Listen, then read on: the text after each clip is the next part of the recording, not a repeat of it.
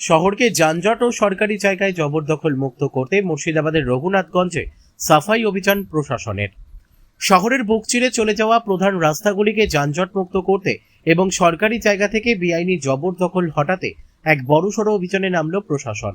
মুর্শিদাবাদ জেলার অন্যতম ব্যস্ত বাণিজ্য কেন্দ্র রঘুনাথগঞ্জ শহরের যানজট সমস্যা দীর্ঘদিনের। পথচারী ও সাধারণ মানুষের সেই দুর্ভোগ দূর করতেই এবার কোমর বেঁধে ময়দানে নামল পুলিশ প্রশাসন। এদিন সকাল থেকেই রঘুনাথগঞ্জের দাদা ঠাকুর ট্রাফিক মোড়, ফুলতলা মোড়, সদরঘাট যাওয়ার রাস্তায় এবং 12 নম্বর জাতীয় সড়ক থেকে লালগোলা যাওয়ার রাস্তাগুলিতে ব্যাপক সাফাই অভিযান চালানো হয়। রাস্তায় যত্রতত্র গাড়ি পার্কিং, ফুটপাত দখল করে গজিয়ে ওঠা অস্থায়ী দোকানপাট এবং সরকারি জায়গা আটকে রাখা কাঠামোগুলি সরিয়ে দেওয়া হয়। বহু ব্যবসায়ী ফুটপাত ছাড়িয়ে মূল রাস্তার ওপর দোকান বাড়িয়ে দেওয়ায় রাস্তা সংকীর্ণ হয়ে পড়েছিল। এদিন সেই সমস্ত বর্ধিত অংশ অস্থায়ী শেডগুলি উচ্ছেদ করা হয়। রঘুনাথগঞ্জের প্রধান মোড়গুলিতে টোটো এবং অন্যান্য যানবাহনের অনিয়ন্ত্রিত পার্কিং এর কারণে নিত্যদিন তীব্র যানজটের সৃষ্টি হচ্ছিল। প্রশাসনের তরফে নির্দিষ্ট পার্কিং জোন মেনে চলার কড়া নির্দেশ দেওয়া হয়েছে। উচ্ছেদ অভিযানের পাশাপাশি ব্যবসায়ীদের সতর্ক করে জানানো হয়েছে, এরপর ফের সরকারি জায়গা বা ফুটপাত দখল করলে আইনানুগ ব্যবস্থা ও জরিমানা করা হবে। রঘুনাথগঞ্জ শহরের সৌন্দর্য রক্ষা এবং সাধারণ মানুষের নির্বিঘ্নে যাতায়াতের স্বার্থেই এই পদক্ষেপ। ব্যবসা করার অধিকার সবার আছে, কিন্তু সাধারণ মানুষকে দুর্ভোগে ফেলে বা রাস্তা দখল করে তা মেনে নেওয়া হবে না। এই সাফাই অভিযান আগামী দিনেও জারি থাকবে বলে প্রশাসন সূত্রে জানা গিয়েছে।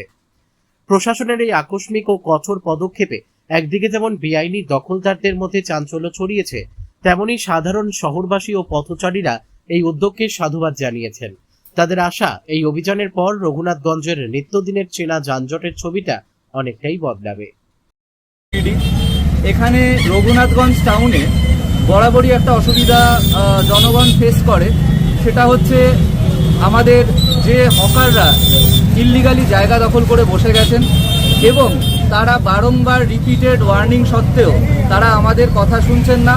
সেই জন্য আমরা আজকে এই অভিযান চালালাম, যাতে সর্বসাধারণের জন্য রাস্তাটা আমরা পুরোপুরি উন্মুক্ত করে দিতে পারি এবং সবাই যাতে যারা দূর দূরান্ত থেকে আসছেন তাদের যেন সকলের যাতায়াত, কেনাকাটা বা হসপিটালে আসার কোনো রকম অসুবিধা না হয়।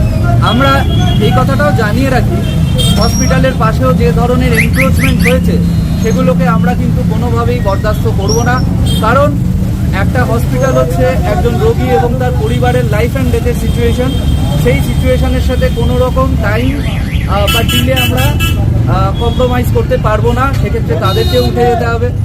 উপরন্তু আমরা ইললিগাল পার্কিং নিয়েও যথেষ্ট এবার সোচ্চার রয়েছি এবং সেই অ্যাকর্ডিংলি আমরা ব্যবস্থা নিচ্ছি।